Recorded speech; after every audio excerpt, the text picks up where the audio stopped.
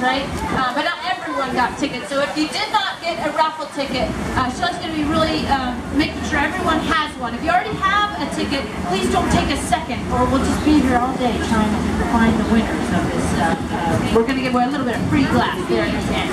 But we're really excited to have you here. Right before we get started on the glass blowing portion of our program, though, I would like to make a short safety announcement, because of course your safety is of our utmost concern out here on the barge. And as you notice, we are on a moving vehicle.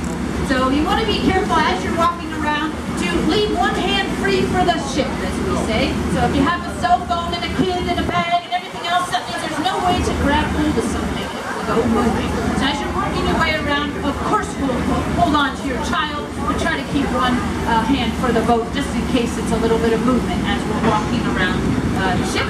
We also want to make sure that you know where the exits are. Now the first exit is exactly where you came in on that first gangway there.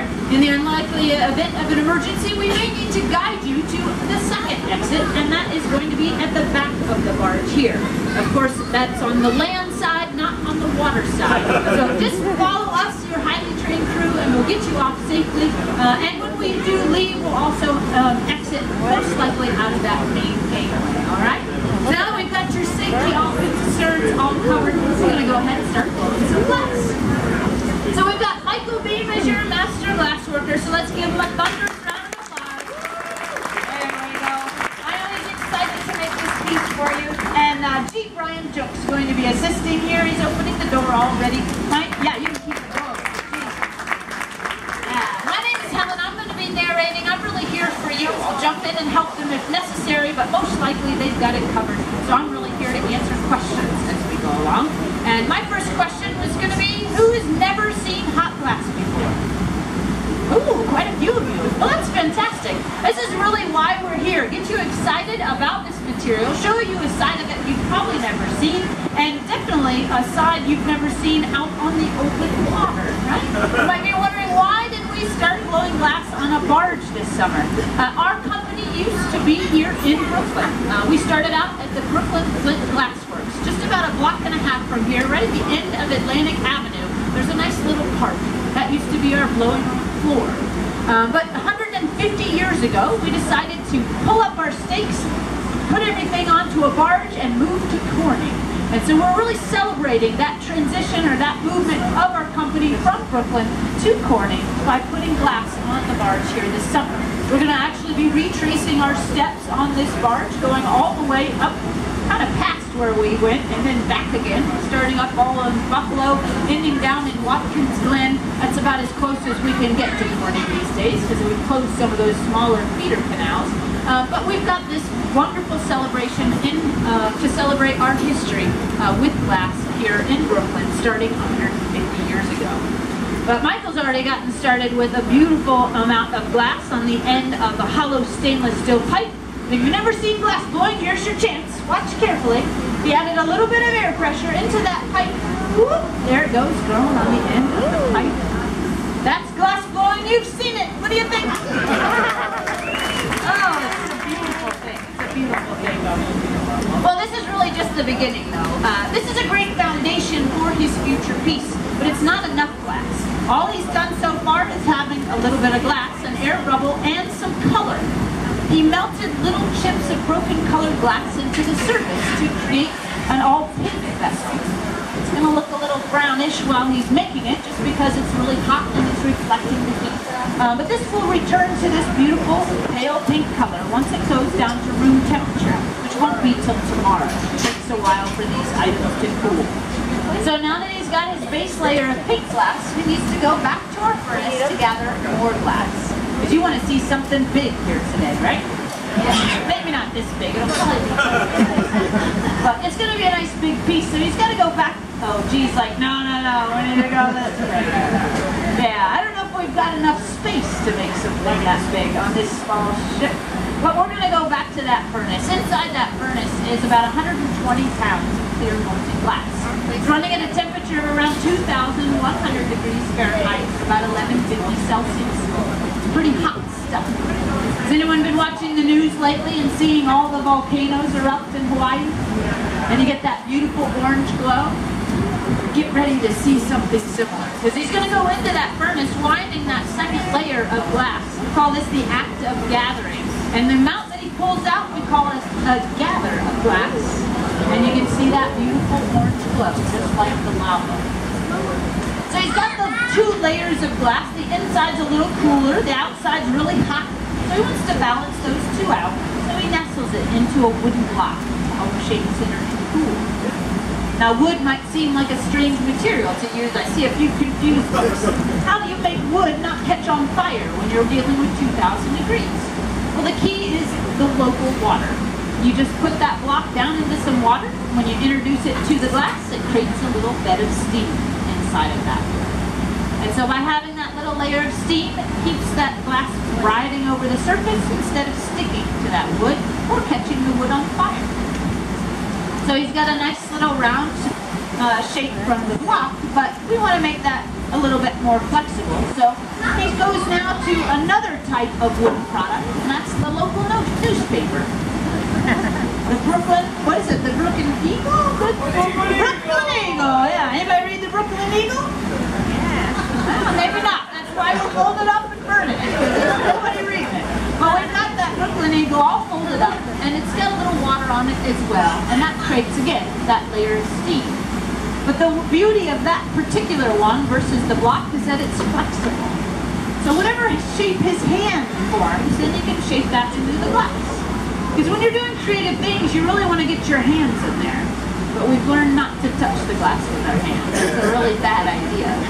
So that newspaper pad is pretty much the second best thing to touching it with our own hands. Now we've got two furnaces up here. The first one holds all of our molten glass. The second one is just meant to remelt the glass as we work. Because as the glass cools, it of course starts to harden and is no longer malleable. So we need to keep it nice and soft to be able to shape it. So we go back to our secondary furnace. That one runs at the same temperature as our original furnace. So we're still looking at temperatures above 2,000 degrees. Now the very top of this bubble, we want to eventually break that bubble free from the pipe. And so in order to get glass to break, we need to really tell it where to break. How many people have broken glass before? Pretty much everybody, right? It breaks really strangely, doesn't it? Big, jagged, uneven shapes and sizes. That has to do with the material itself. The molecules are randomly patterned when they freeze into place. We call that a non-crystalline structure. If it's a crystalline structure, things like quartz, you go to hit it and it cleaves cleanly along little square lines. But glass doesn't do that. It always breaks in weird shapes and sizes. So if we want the glass to break cleanly, and we do, because we want to make that bubble a nice even vessel, then we need to tell it where to break by creating weaknesses in that material, like putting in that constriction line. And we call that a jack line because the tools that he used to create that line are called jacks. And that particular tool has been around since we've been blowing glass, about 2,000 years. I believe the earlier versions of that tool were sheep shears. Anyone recognize the similarities to those sheep shears? So these are like the glass blower's hands. We can use these a lot, cutting in lines or setting profiles on the outside of pieces, and even using the back side to flatten the bottom of our vessels. Ooh, we're gonna add a nice big blob of glass to that? Yeah, nice. So this is a nice bubble, but it's not going to sit on the table very well. It needs a foot to it. So we're going to add another blob of glass to the bottom to create a stable foot for our vessel. Now Michael's been doing such a wonderful job keeping this glass turning, keeping everything on center. You might not realize quite how fluid this material is fresh from the furnace. And so you're going to watch really carefully that nice hot glass that he has on the end of his iron. As soon as, oh, you're doing a colored one. Okay, nice. Before it drops on the bottom, we're going to add a little bit more color. So those little chips that he's adding, again, it's a solid colored glass. And we get the solid colored glass by adding metal compounds or oxides into the raw materials of glass. Anyone tell me what glass is made out of? Sand. Very good. Now, we don't go to the beach and fill our pockets with sand and come back and put it in our furnace, because that's going to give us really ugly glass. It's not really clean.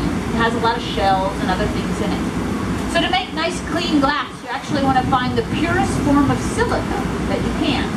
That's basically a fancy term for sand, but it's a very clean version.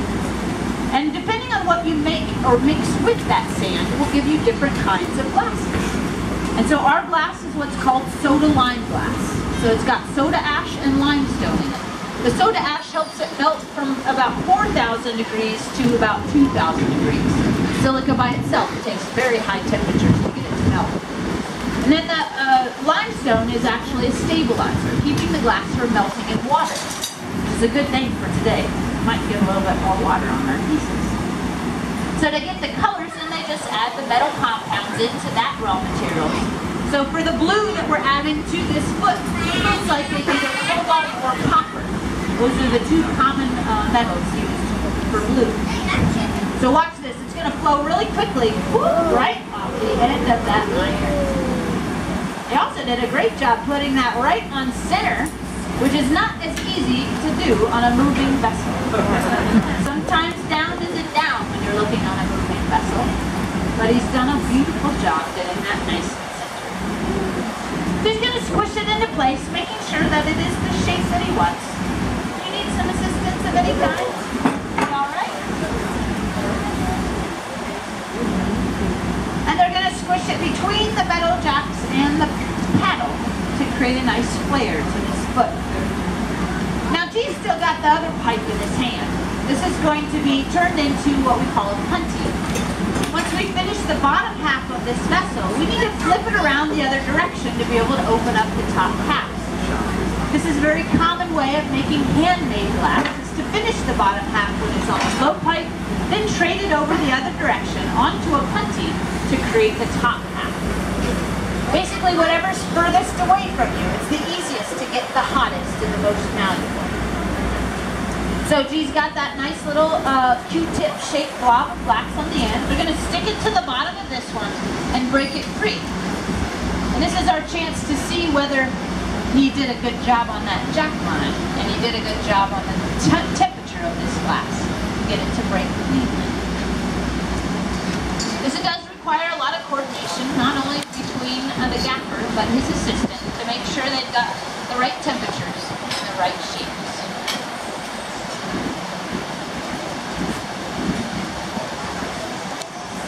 So I got a little bit of... Now we did leave a little bit of color on that glass as well. This will help it stick. Sometimes when you put this particular color without just clear attached to it, it can end up peeling away from itself. But if you have color on color, they'll hold tight a little bit better. Alright, little thermal shock. It should just take a tiny drop of water and a light tap to break this free. There we go, beautiful. Yeah, the crowd goes wild. Sort of wild. There we go. That's good. Actually, it's always a good relief when that does happen well, because if they didn't have the right timing, if you didn't get the right setup, you'd end up with a floor model. You make a lot of floor models when they first start out. Well, now, Shelly made her way around. Did everyone get a ticket? Yes! Yes, all right, good. We'll check on that at the end. Thank you. But we got a few minutes here. This is going to take a little while to get the glass nice and hot and malleable. So I could answer any questions anyone has. Let's see a tiny there. I'm sorry, are these tickets the raffle tickets or they're different ones? No, it's the little white tickets. There's little white tickets. So you maybe get a few more of these gold ones. This is keep this Oh, we side. never got one. You haven't got one? Okay. So Shelly will make her way over and make sure Thank you get one. Yes. Wait, we need to. I don't know how to. Could you make an exact replica of what you... Yeah, to make consistency of your glass, you would just have to get really good at making the same thing over and over. So if you gather the same amount and you're consistent in how you approach that material and that object, you can get pretty close to getting the same thing. But even machine-made glass, if you look really carefully at, say, 10 different wine bottles, you'll see adjustments in those sizes. There's thicknesses here and there's thicknesses there. It's a fluid material, so it's always going to have a little bit of undulation to that. Yeah. Yeah, I think everybody else down here in the front, I've handed around a lot of tickets, but everybody else has one of these little white tickets. You only need one. If you already have one, don't worry. You don't need two. You only need one. So it looks like he's starting to change the top of this form. You see that little flower at the top? Isn't that beautiful? Don't get attached to it. He's gonna get rid of this. Now the top of this, he really wanted to just make it a little taller, a little thinner, a little cleaner edge. So he takes the tweezers and tweezes it out really tall. And now he'll take a pair of scissors to trim away the excess glass that he doesn't need. Might seem strange again. We got wood products with high temperatures and we got scissors with glass. That seems like a strange choice. But as long as the glass is really, really hot, it's really soft, very malleable, very easily cut. Shield there for your thumb. There we go. Very nicely done. Alright, so now we got a nice clean edge. They're going to add a little bit of extra glass to the very opening of this vessel. And that's going to be what's called a lip wrap. A little band of color that we do for our lip wrap here. The blue, so it'll match. Little lipstick and shoes to match. Any other questions I can answer? Yes? The motion glass when it comes out, it's always clear, and then you add color? Yes, generally we melt only clear glass here, and that way we have a lot of versatility to add any kind of color that we want into it.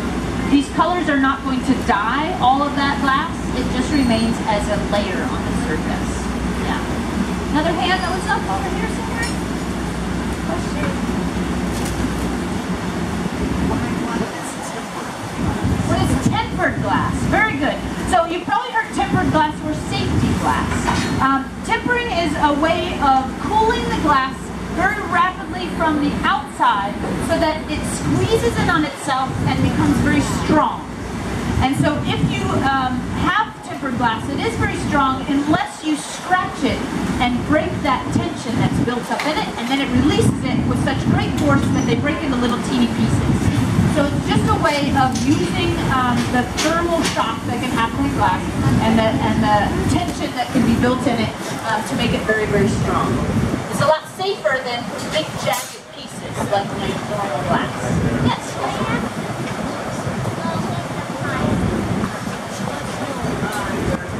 About blowing into the pipe, why they do that? Yeah, why do we blow into the pipe? Do you ever blow bubbles with soap? So you gotta blow through it and then it makes it bigger, big bubbles. If we have soft glass on the end of that pipe and we blow through the pipe, it makes a bubble bigger. Alright, so now I believe we've got our lip wrap, we've got all the things that are gonna make this piece, and now they just keep coaxing it open. I saw another hand there at the top. What are we making? A piece of glass. We're actually making a bowl for you here today. So he's got all the components. He'll start coaxing this open a little bit more. Yeah. Now when we're finished with our demo, we also want to make sure that you're fully aware that we have another companion vessel traveling with us. The Lewis McClure is parked right behind us. This is a replica of one of those canal ships that would have brought all of our materials for our factory from Brooklyn all the way to Corning. And so they have a wonderful replica of fantastic staff that has a lot of great stories and a lot of things to share. So you might want to make your way over there. They also have free chocolate, by the way. But that's a great stopping point. Go and check them out after this particular show while you're down here on the pier.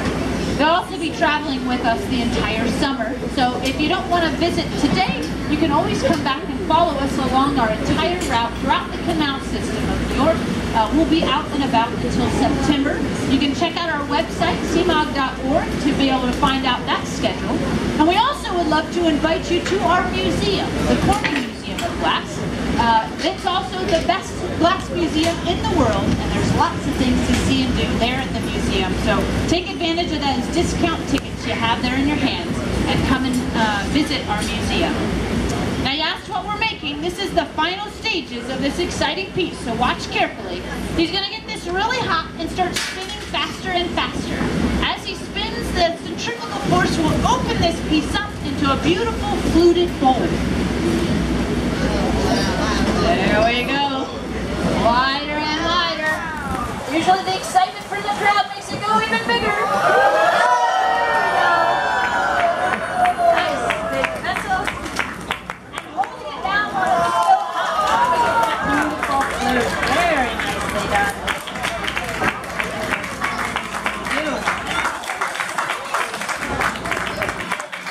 Now we want to take this particular piece and we'd love to just set it out for you to take a closer look, but it would crack very quickly. So we need to load it away in our annealing oven, allowing it to cool down really slowly overnight. That way the thick and the thin parts all shrink at the same rate and they don't end up stressing out.